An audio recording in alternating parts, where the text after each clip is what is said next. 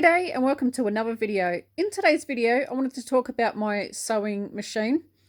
I had a video probably about a month ago now, and you can spot my sewing machine in the background, and a lot of people asked what it was and if they could see it. So this is my sewing setup. This is just the cover the plastic cover that goes over the sewing machine. I've just got this cupboard. I don't have anywhere where I can sit down and sew, so I stand up. And it's not too bad. It doesn't worry me too much. I used to sew on my dining room table, but we have a brand new table and I'm worried I'm going to scratch it. So yeah, that's why I don't sew at the table anymore. So up here, I've just got some rulers. I've got a square one, a couple of rectangle ones. This is a bird that my mum used to have. It was made by my cousin. It's got yarn around it to hang it up. But it's, stained glass window. My cousin made it, but it was for my mum, and she had it for ages, so I've got that. And this is just a random lot of Christmas decorations, but they are from friends, so I want them to be up all year so I can see them. And we've just got a whole bunch of zippers and a tape measure. I don't really use that tape measure, so I don't even know why it's there. Behind my sewing machine, this is not an ad for fly spray. I don't even know why that's there. I was looking for that the other day. I'll move that out of the way. This has just got scissors and a rotary cutter and little bits of scraps.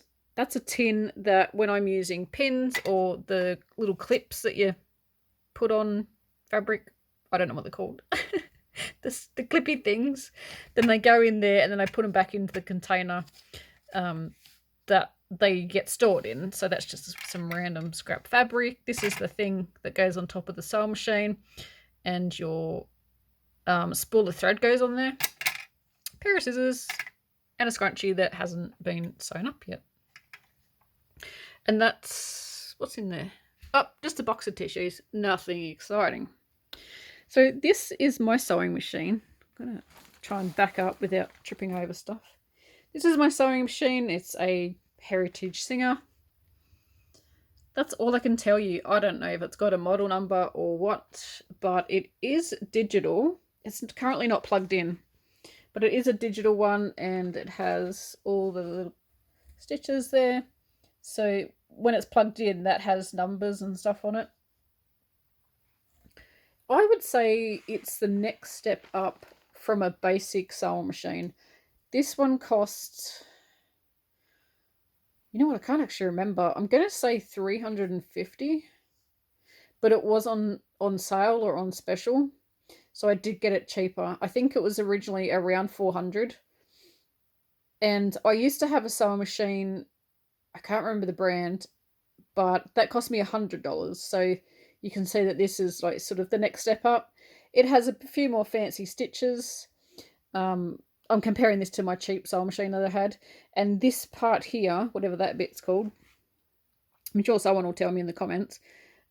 This is longer than my cheap sewing machine. My cheap sewing machine sort of cut off, I think about there. There wasn't much room on it. So it makes it easier to sew with. That's just a piece of washi tape, just so I can line up. It's rainbow washi tape. Just so I can line up my fabric. What else? This one is a top loading bobbin, where my old cheap sewing machine was like the front loading, like the bobbin went in here rather than on top. Just trying to think of the differences. I think that's about it. This sewing machine is a lot heavier than the other one. It is plastic, it's not metal. So it is plastic. And this bit here actually comes off. There's a button for it. Oh, it's over here. I don't know if I can do this one-handed. There we go. So this part comes off, and this, I don't think this would do this on my old sewing machine. So if you want to like sew a small circumference, you can put it around there. I'm pretty sure my old sewing machine didn't do that. I can't remember now because I've had this one for at least a year, probably more like 2 years and a half, 2 years. Yeah, so I really love it. I got this from, what was that? Something just fell down behind me. What was I saying? Oh, I got this from a store in Australia called Spotlight. I would probably say that is like a Hobby Lobby.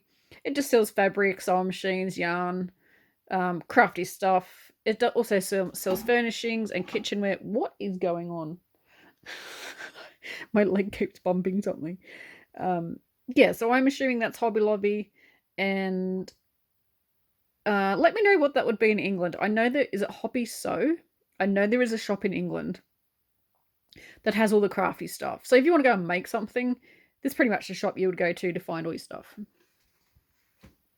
So yeah, that's my sewing machine. And I really, really love it. I love the style of it. I think it looks like the old sewing machines, even though it is plastic. But yeah, I really love it. And I haven't had a problem with it.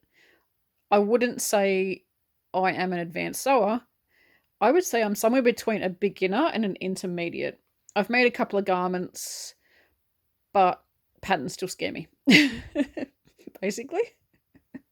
So yeah, do you sew? And if you do, what sewing machine do you have? Leave it in the comments below.